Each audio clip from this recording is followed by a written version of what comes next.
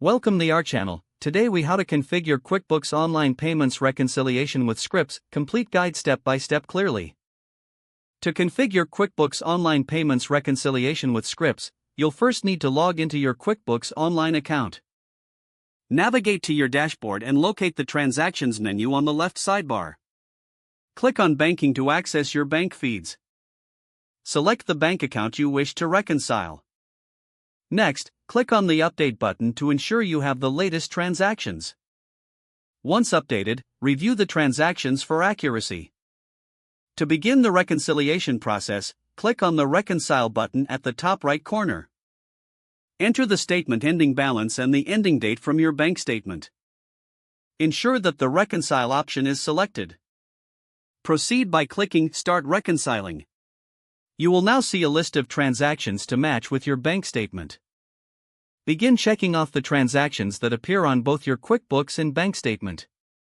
If you find discrepancies, investigate each transaction to determine the source of the error. Once all transactions are matched, ensure that the difference shown at the bottom of the page is 0. If it's not, double-check your entries for any missed transactions or incorrect amounts. After verifying everything, click on the Finish Now button to complete the reconciliation. To create scripts for future reconciliations, open your preferred scripting tool. Start by documenting each step you've taken in QuickBooks during this reconciliation process. Include commands used and tips for reviewing discrepancies. Save the script for future reference or sharing with colleagues. Review your script regularly and update it as new features are introduced in QuickBooks Online.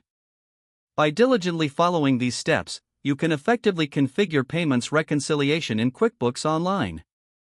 If the page does not load, refresh the browser or try again in a private or incognito window. Make sure you are using the correct email address, then retype it carefully to avoid small typos. If your password is not accepted, use the Reset option and create a new strong password you can remember. Check your spam folder for verification or security emails, then complete any requested confirmation steps.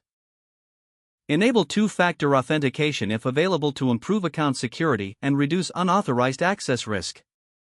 After signing in, review your profile details so your contact information and settings are accurate and current. If you see an error message, note it down and try again after restarting your device and internet connection. Don't forget to like this video and subscribe to our channel for more step-by-step tech guides.